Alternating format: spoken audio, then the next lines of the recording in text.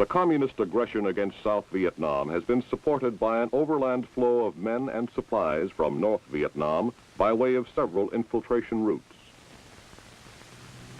Hundreds of gasoline and diesel cargo trucks operate on a complex network of roads in communist-controlled areas. The dense jungle canopy overhead, the complex network of roads, trails, and footpaths, the constantly changing weather conditions, and the rugged terrain make the detection of this infiltrating traffic difficult. To assist in solving the problem of reducing infiltration of enemy personnel and supplies into South Vietnam, the Department of Defense initiated a program to develop an anti-infiltration system for gathering intelligence and by its use impeding these movements. It is based on implanting patterns of sensing devices which electronically detect earth vibrations or sounds caused by moving vehicles or troops. These sensors are monitored by ground troops and airborne personnel. In practice, both air and ground support often are used in the same military operations. But for the moment, let's consider the two means of support separately. First, the system when supported by air. This system is used primarily in inaccessible areas. As an enemy vehicle or troop detachment moves along a route which is under surveillance, ground vibrations or sounds activate one sensor after another.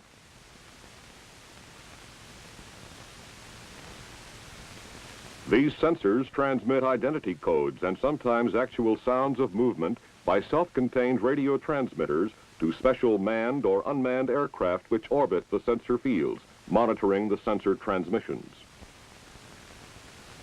Automatic relay equipment aboard the aircraft relays the sensor signals to an infiltration surveillance center. There, center personnel analyze these activated sensors. Then, in correlation with other intelligence, determine the gross size and types of targets with the direction and rate of movement.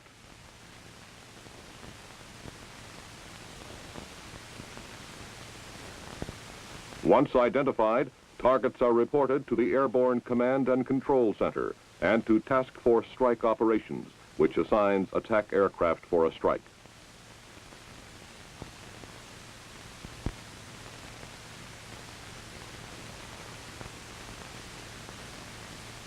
Strike reports are analyzed by the Infiltration Surveillance Center for effectiveness and for future planning. Another method of utilizing the system is by hand emplacing the sensors in areas accessible to ground troops. When ground vibrations or sounds activate sensors, the transmitted signals are monitored at ground sites by personnel using portable readout devices and relay where required.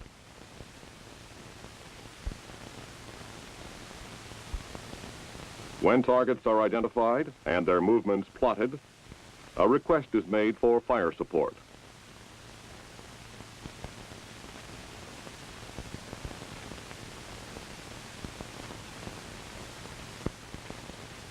Air support also can be directed to attack the target.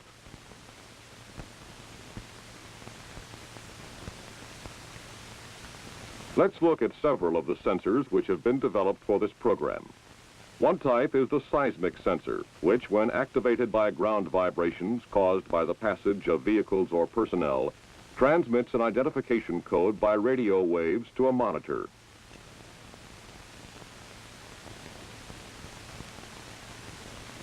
This, for example, is an air-delivered seismic intrusion detector, or ADSID.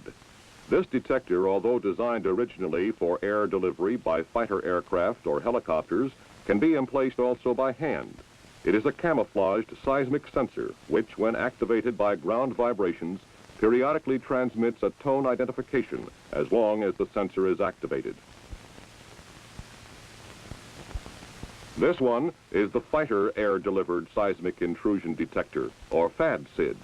It is a seismic sensor for detection of personnel and vehicles. It is capable of responding to commands originating from the Infiltration Surveillance Center or the monitoring aircraft.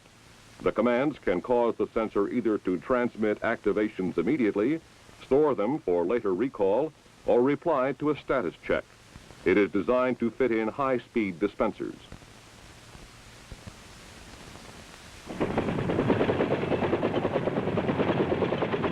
The helicopter seismic intrusion detector, or HELOCID, is helicopter deployed. It can be launched by a retro-firing dispenser or by hand, and when emplaced is capable of responding to commands similar to the FADSID.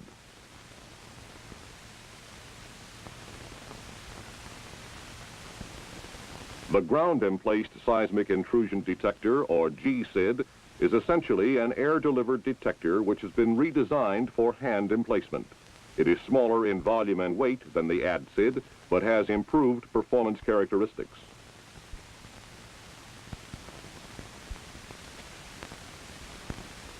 The ADSID components have also been redesigned for delivery by 81mm mortar. This is the mortar-delivered sensor, or MODS. Investigations are underway to develop a sensor to be delivered by light and medium artillery. Another example is the hand-emplaced seismic intrusion detector, or HAND-SID. It contains an internal geophone to detect seismic activity. In addition, it has a connection to permit the use of external detectors. One such connector is this magnetic intrusion device, MAGID, designed to detect the passage of ferromagnetic material, such as a rifle or truck.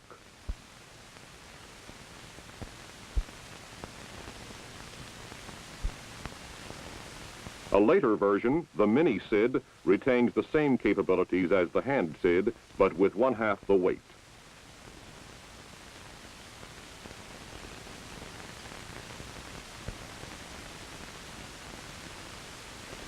The other major type of sensor is the acoustic detector, which, when activated by sounds, not only transmits by radio an identification code, but also retransmits such sounds as the noise of passing vehicles and munitions detonating, and sometimes the actual voices of enemy soldiers talking nearby. Ta sẽ nhận được những quả tiễn đó.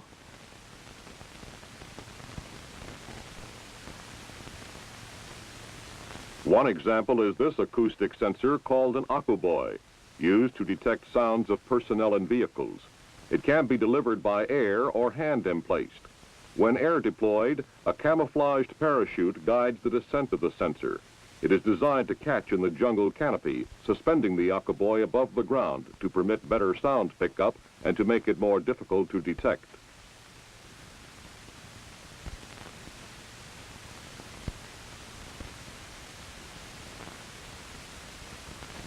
Another version is the Spike Boy, an acoustic sensor with a spike nose permitting implant in the ground. These items can be hand or air emplaced. Other types of sensors incorporate combinations of sensing elements. The ACOSID is a seismic sensing device with optional acoustic listening on command. All sensors, which are not intended for recovery, have provisions for end-of-life and/or anti-tamper destruct packages to prevent recovery by the enemy.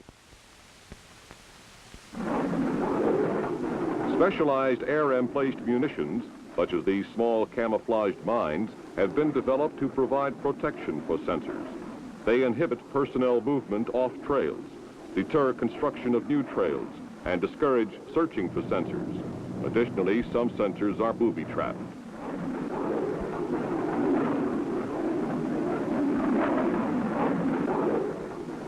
Other types of munitions are used along truck routes to immobilize truck convoys and to impede accompanying dismounted troops. As with the sensors, munitions have a predetermined end of life. This is accomplished either by self-sterilization or self-destruct.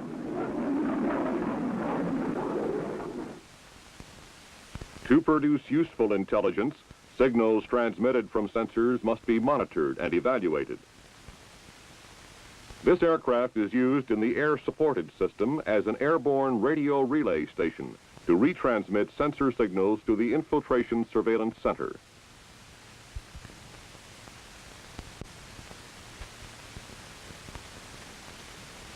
A supervisor's position has facilities for monitoring all channels on which sensor signals are being retransmitted. Selected signals can be recorded for later analysis.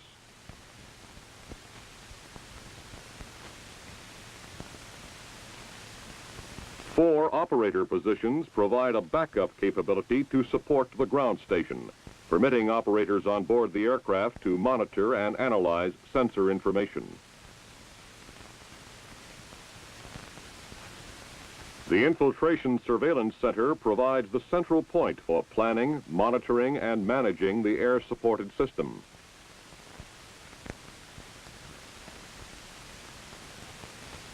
Information is maintained here on the location and identification of all sensors and minefields. All sensor signals are directed to a digital data computer, which immediately prints out a report of sensor activations.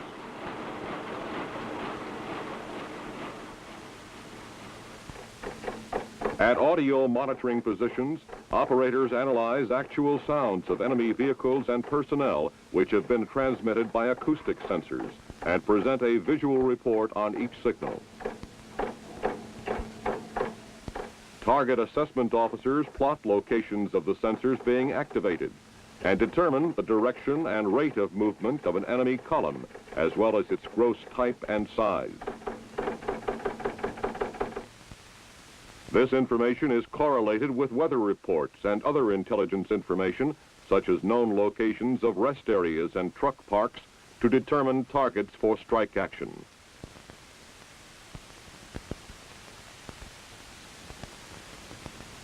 When the surveillance system is ground-supported, monitoring normally is much simpler.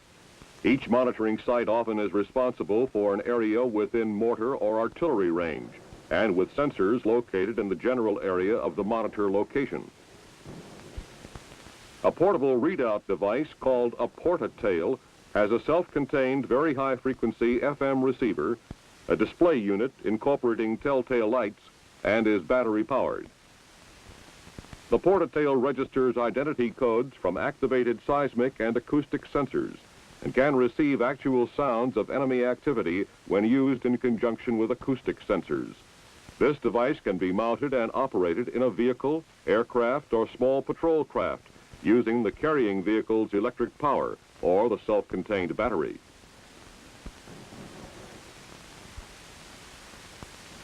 Let's see how both air and ground-supported systems are used in a typical situation. For air-supported operations, intelligence personnel at the Infiltration Surveillance Center keep a constant watch over enemy activity. They plan the most lucrative locations for implanting of sensors and associated minefields. When actual locations have been selected, a request for aerial emplacement is made. Aircraft take off to deliver the sensors to the selected locations.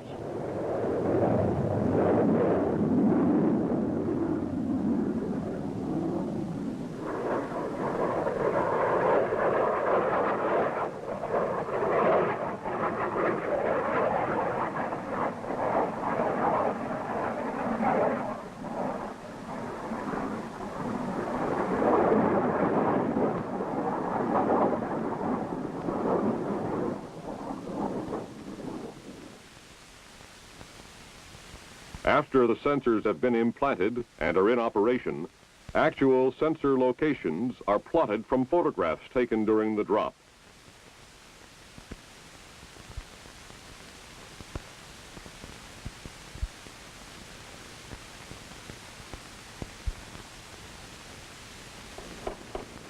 This information is fed into the digital data computer.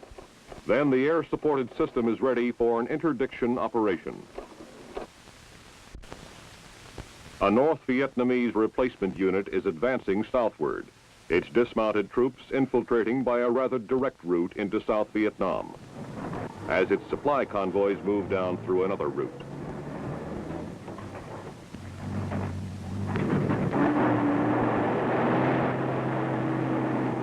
Activations from the convoy are picked up by the seismic sensors.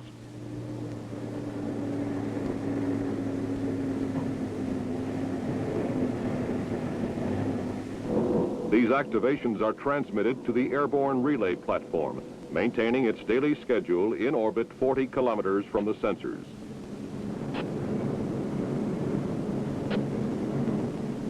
Other sensors are activated as the convoy proceeds en route.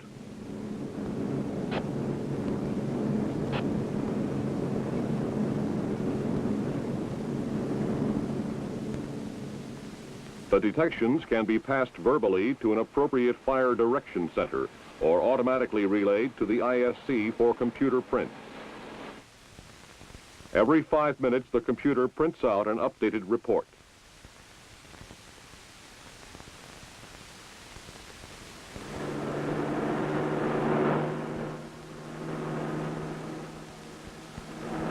As the enemy convoy passes each acoustic sensor, an audio operator analyzes the sounds of the truck engines to provide confirmation and supplementary information about the type and number of vehicles.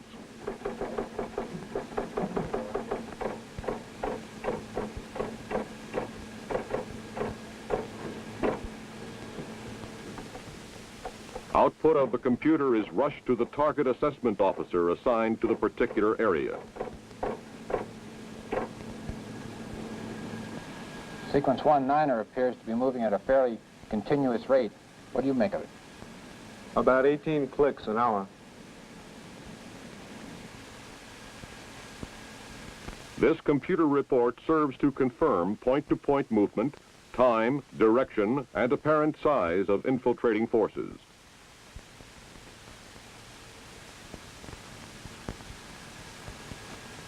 Target information is passed to operations.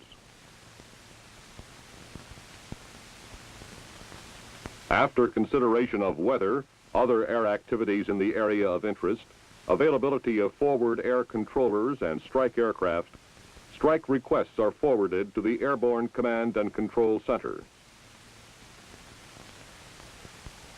Red Dog, this is Brown Bear. Request airstrike over area of sensors 20, 21, Whenever and practical, 22. targets are confirmed by visual observation by forward air controllers. Target confirmation is relayed to task force operations either direct or by communications relay through the Airborne Command and Control Center.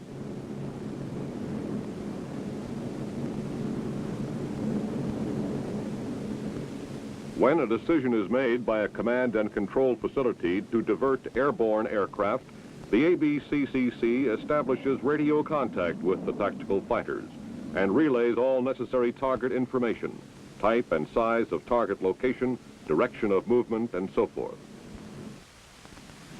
The designated fighter wing is directed to scramble alert aircraft when an airborne flight is not available for diversion to strike the target.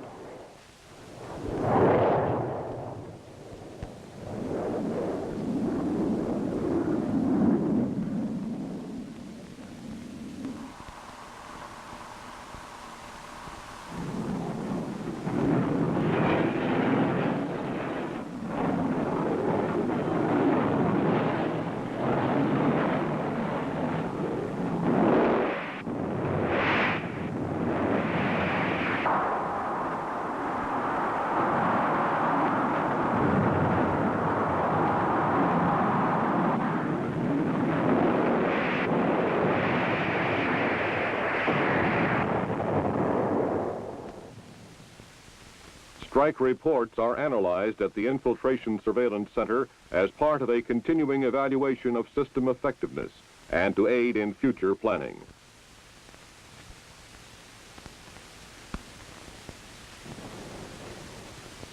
In a typical ground operation, intelligence reports have indicated the approach of dismounted troops of the North Vietnamese Replacement Unit toward Free World Force positions in South Vietnam.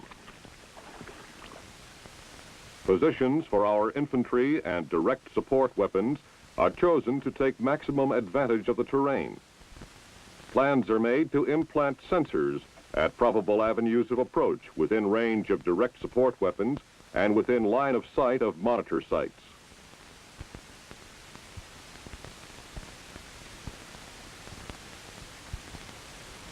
Both seismic and acoustic sensors are emplaced by hand in the more accessible areas,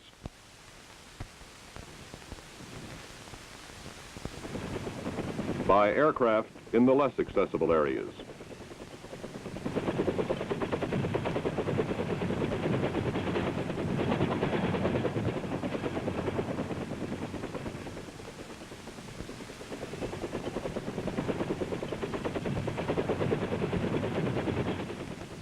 With the sensors emplaced according to plan and their locations accurately known, personnel at each ground monitor site can begin operations.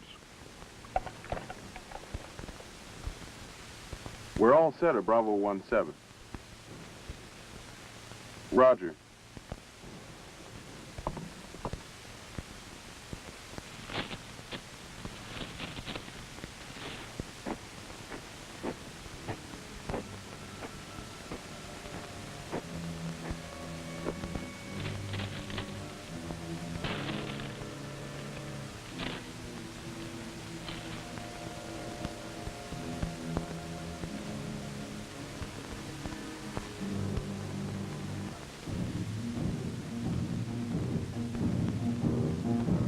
Sensor 13 activated, sir.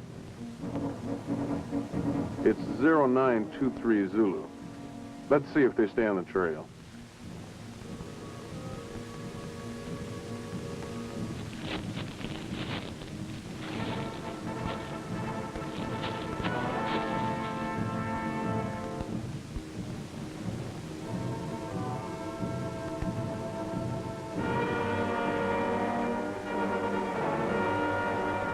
Here's sensor 14 up, sir.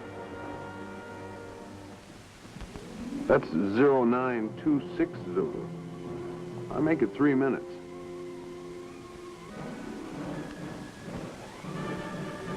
Tell me when you stop getting activations on 14. The officer determines, from the time elapsing between sensor activations, the pattern and speed of movement of the infiltrating troops. From the length of time which each sensor is activated, he estimates the probable number of troops.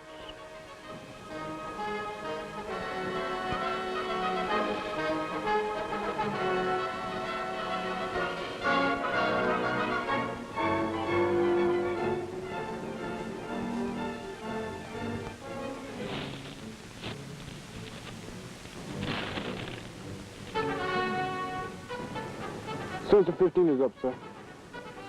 Right on schedule. They're maintaining their same rate and staying on the trail. Let's get the Fire Directions Center on.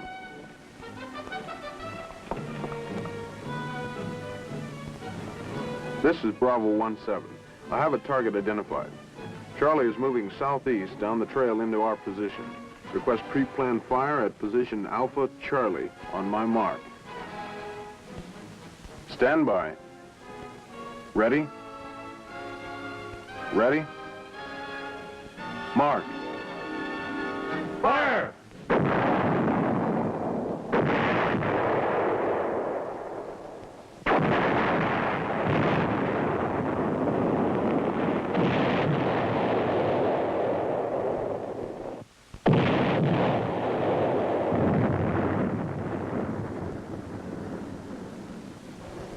With the aid of sensors, Charlie's penetration has been detected and impeded.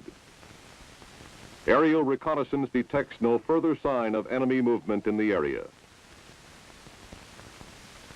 Sensors can be used in many ground applications: monitoring of landing zones, base perimeter defense, combat sweep operations, anti-ambush convoy protection, route surveillance, surveillance of enemy base camps, offensive ambushes, and targeting of enemy troop concentrations.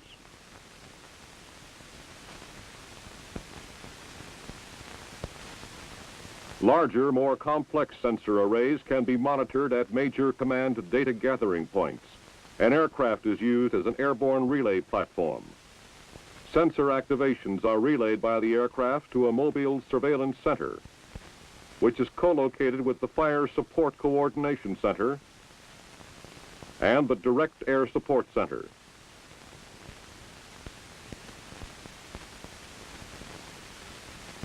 This mobile surveillance center provides timely information of sensor activations to the command data gathering point.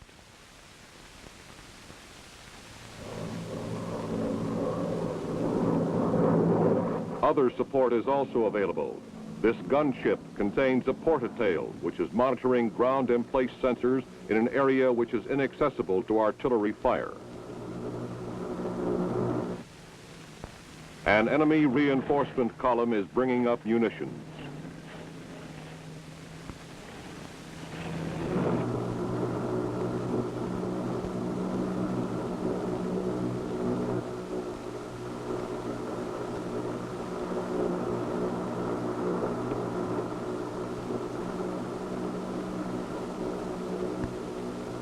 Navigator to pilot, you'll have a target on sensor 2-3 at 12 minutes past the hour. Roger. Take up a heading of 145 degrees. Your ETA is 1-1.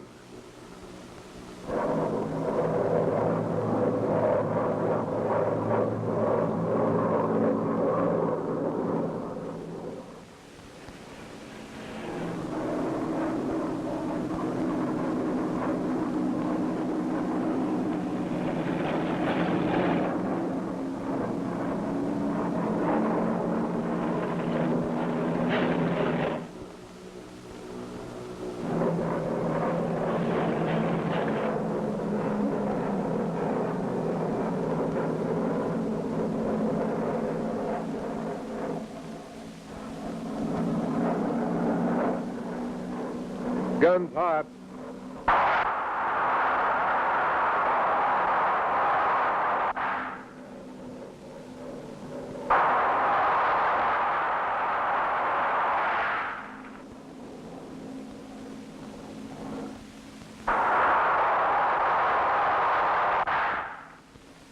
The elusive enemy has been located, stopped, and apparently badly mauled. Without the effectiveness of the integrated infiltration detection system, he might have slipped by our defense.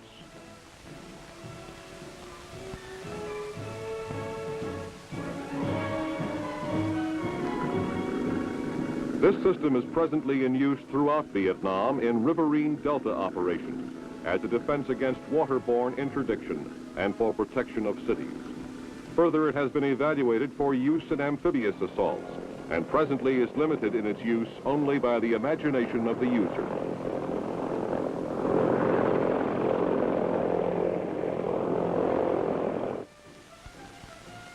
Future developments are aimed toward more and improved instrumentation. Meantime, all reports indicate that bugging the battlefield pays off.